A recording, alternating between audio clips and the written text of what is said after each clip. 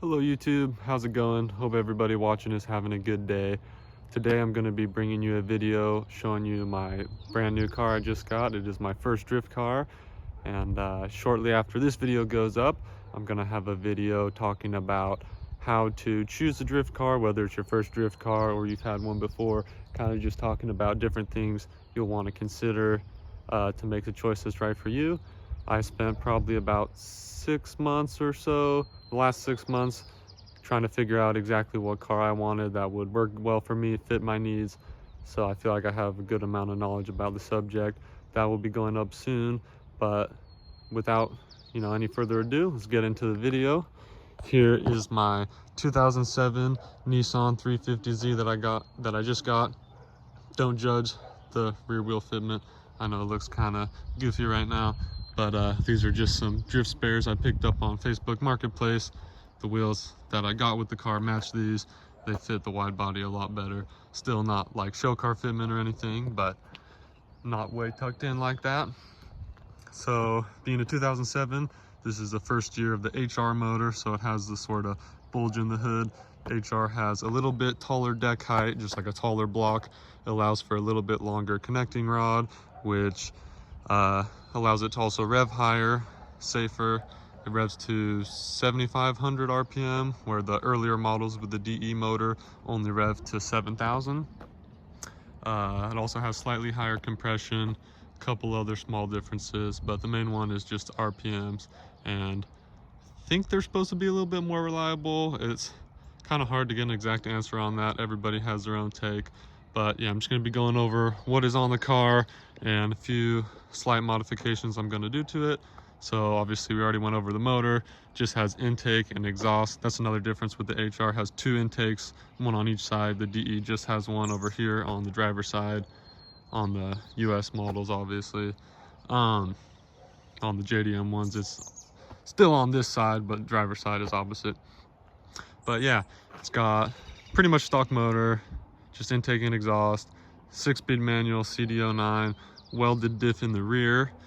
Up front, it has WiseFab angle on it.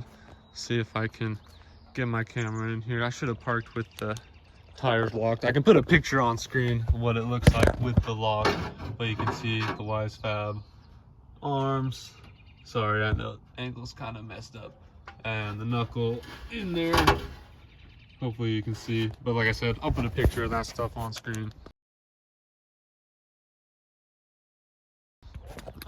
Megan Racing coilovers all the way around. In the rear, it has some True Heart adjustable rear arms, welded diff like I mentioned. Pretty simple seat time car. I mean, stock powertrain, welded diff, angle coilovers, has a sway bar in the rear. I believe it's a factory strut bar up front. I can pop the hood and show that.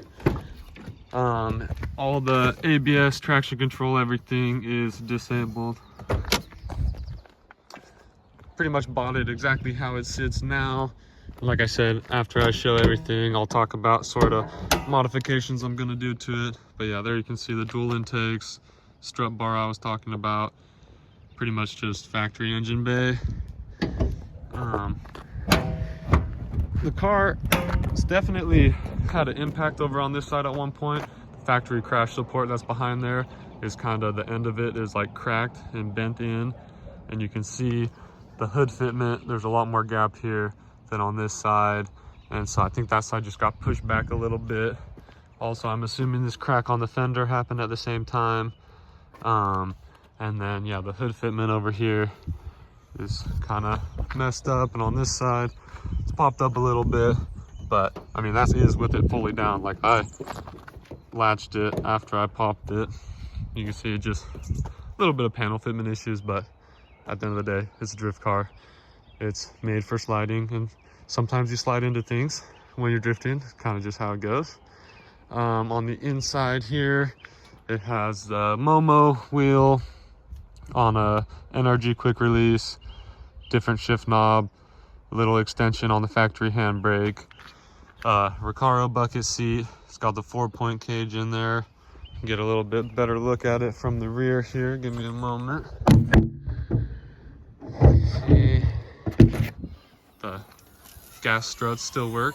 It's got the, yeah, you can see the 4-point cage where it's welded onto this factory sort of strut bar thing. I'm not exactly sure what you'd call that, but it ties the towers together in the rear. It's all gutted in the back, as you can see. And I mean, that's pretty much it for the car. Obviously, you can see it's got the Big Country Labs wing on it. The wide body, I believe, is Hyperhive.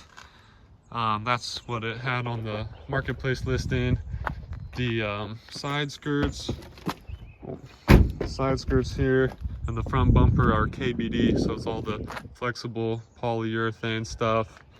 And then, yeah, these are fiberglass, the over fenders.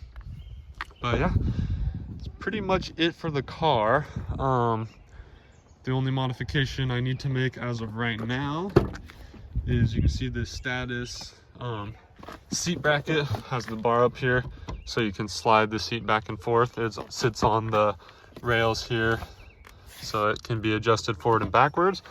But with the rails that it sits on, does add just a little bit of height to the bracket. And since I'm 6'4" with a helmet on, my helmet is literally like on the headliner, and so it's just not the most comfortable. And then when I turn my head, since it's pressing down, it kind of makes the helmet twist on my head a little bit, and so it's just not extremely comfortable. So I'm gonna get a like the lowest profile seat bracket I can get for this, and then should be able to drop the seat all the way to the floor. All I really need is like maybe 1/2 inch, 3/4 of an inch, and I'll be good there. And I need to get a fire extinguisher in the car to pass tech.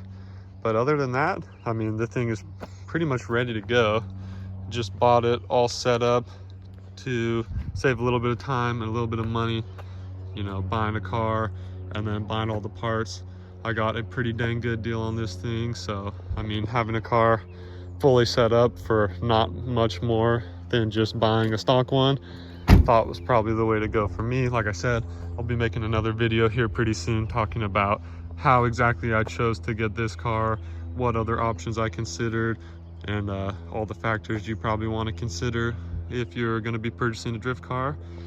And I think that'll do it for the video today. Stay tuned for that video, just kind of discussing different considerations when buying your first drift car, what things you want to think about. And hopefully once I get that seat bracket and fire extinguisher, I'll be making it out to the track soon, and I'll have a video of my very first track day, first time drifting on track, and show you how that goes.